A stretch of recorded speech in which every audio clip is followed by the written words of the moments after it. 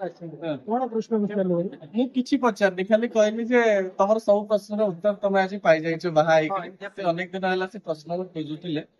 କହୁଛନ୍ତି ତ arrange marriage କିନ୍ତୁ କଣ ହେଇଥିବ ମୁଁ ଜାଣିନି। ହେଲେ ସେଇଟା ବି ବର୍ତ୍ତମାନ କ୍ୱେଶ୍ଚିନ୍ ଦର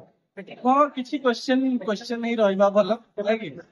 ଆଉ ମତେ ଲାଗୁଛି ସେମାନେ ଭଲରେ ରୁହନ୍ତୁ ବାହା ତ ହେଇସାରିଛନ୍ତି ଲଭ୍ ହଉ କି ଆରେଞ୍ଜ କୋଉ ଆରେଞ୍ଜ ମ୍ୟାରେଜ ବିନା ଲଭ୍ ରେ ହୁଏନି ତ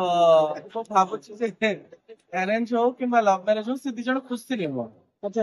भाई ଆପଣ ଜ୍ୟୋତି ଭାଇଙ୍କୁ ଡାକିଥିଲୁ ହଁ ଏବେ ଭାଉଜଙ୍କୁ ଡାକିଦେଲେ ନାଇଁ ସେ ହଁ ମୁଁ ବହୁତ ଶୀଘ୍ର ଦି ଜଣଙ୍କୁ ବସେଇବି ବୋଲି ଭାବୁଛି କାରଣ ମୁଁ ଓଡିଆ ସିରିଏଲ ବହୁତ ଅଧିକା ଦେଖିଲି କିନ୍ତୁ ମୋ ମା ଆଜି ମତେ ଫୋନ କରିକି କହିଲେ ଯେ ସେ ବହୁତ ଖଳନାୟିକା ରୋଲ କରନ୍ତି କିନ୍ତୁ ଯୋଉ ଭିଡିଓ ବାହାଘର ଦେଖିଛି ଭାରି ଭଲ ଝିଅଟିଏ ଲାଗୁଛି ମାନେ ଲୋକଙ୍କ ପରସେପସନ ଅଛି ସେ ଉପରେ। ଭାଇ ସମସ୍ତେ ଆପଣଙ୍କ କଥା ମାନସ ଭାଇ କଣ କଲେ ସେଟା ଅପେକ୍ଷା କରୁଛନ୍ତି ଭଲ କପଲ ମାନେ ସେମାନେ କେମିତି ଖୁସିରେ ରହିବେ ତାକୁ ଟିପ୍ସ କଣ ଦେବେ ମୁଁ ମାନସ କିଛି ଭାଇ ମୁଁ ବାରମ୍ବାର କହିବି ଯେ ମୁଁ ଯେହେତୁ ସେଇ ଲଡୁ ଖାଇ ନାହିଁ ସେଇଥିପାଇଁ ମୁଁ ସେ ସମ୍ପର୍କରେ କୌଣସି tips ଦେଇପାରିବି ନାହିଁ ସେ ଦି ଜଣ ସବୁବେଳେ ଖୁସିରେ ରୁହନ୍ତୁ ଆଉ ଗୋଟେ ମେଲ ଫିମେଲ ଇଗୋ କେତେବେଳେ ସାମ୍ନାକୁ ନ ଆସୁ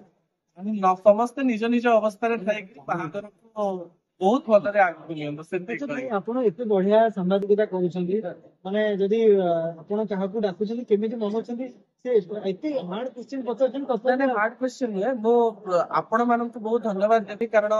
ବଲିଉଡ ଇଣ୍ଡଷ୍ଟ୍ରିକୁ ଆପଣ ମାନେ ବଞ୍ଚେଇ ରଖିଛନ୍ତି ଆମେ ଟିଭି ଇଣ୍ଡଷ୍ଟ୍ରିରେ ଥିବା କାମ କରୁଥିବା ଲୋକମାନେ ଗୋଟେ ଅହଙ୍କାରରେ ସମସ୍ତେ ରୁହନ୍ତି ଯେ ଆମେ ଫିଲ୍ମ ହିରୋ ହିରୋଇନକୁ ଡାକୁ ନାହିଁ କିନ୍ତୁ ଓଡିଆ ଇଣ୍ଡଷ୍ଟ୍ରିକୁ ଆପଣ ମାନେ ବଞ୍ଚେଇକି ରଖିଛନ୍ତି ଲୋକମାନଙ୍କ ପାଖକୁ ପହଞ୍ଚଉଛନ୍ତି ଯେ ତାଙ୍କ ଜୀବନରେ କଣ ହଉଛି ଆପଣ ମାନଙ୍କୁ ବହୁତ ବହୁତ ଧନ୍ୟବାଦ କାରଣ ଓଡିଆ ଇଣ୍ଡଷ୍ଟ୍ରି ଆଗକୁ ବଢୁ ବୋଲି ଆମେ ଚାହୁଁଛୁ ଓ ଆପଣ ମାନେ ସେଥିପାଇଁ ସବୁବେଳେ ଥ୍ୟାଙ୍କଫୁଲ। ମୁଁ ଆପଣଙ୍କୁ ବହୁତ ମାନେ ଲାଇକ୍ କରେ ଆଉ ବହୁତ ଆପଣଙ୍କ ପ୍ରୋଫାଇଲ ବି ଦେଖିଛି ଆଜ୍ଞା ଆପଣ ବହୁତ ଗୀତ ବି ଗାଇ ଦିଅନ୍ତି ମୁଁ ଗୀତ ଗାଇବେ ଆମ ଆଗରେ ସେଇ ଇନଷ୍ଟାଗ୍ରାମ ଗୀତଟା ଅଛି ଏଇଠି ଗାଇବେ ଆଜି ଗୋଟେ ଗୀତଟା ହବ ମତେ ଗୋଟେ ଆପଣ ଧର୍ମ ସଂକଟରେ ପକେଇଥିଲେ ମୁଁ ଭାଇ ଭାଉଜଙ୍କ ଛୁଆ ବେଳୁ ଗୀତ ଶିଖିବା ପାଇଁ ଚାହୁଁଥିଲି କିନ୍ତୁ ବାଥରୁମ ରେ ଗାଇ ଗାଇ ଜୀବନ ଯାଇଛି କଣ କହିବି ପାଣି ପାଣି ପାଣି ନାଇଁ ମୁଁ ସେ ଦି ଜଣଙ୍କ ପାଇଁ ଗୋଟେ କଥା କହିବି ଯେ ଜ୍ୟୋତି ଏଟା ତାଙ୍କ ୱାଇଫ କହୁଥିଲି ଯେ ଫିଲ୍ମ ଥ୍ୟାଙ୍କ ୟୁ।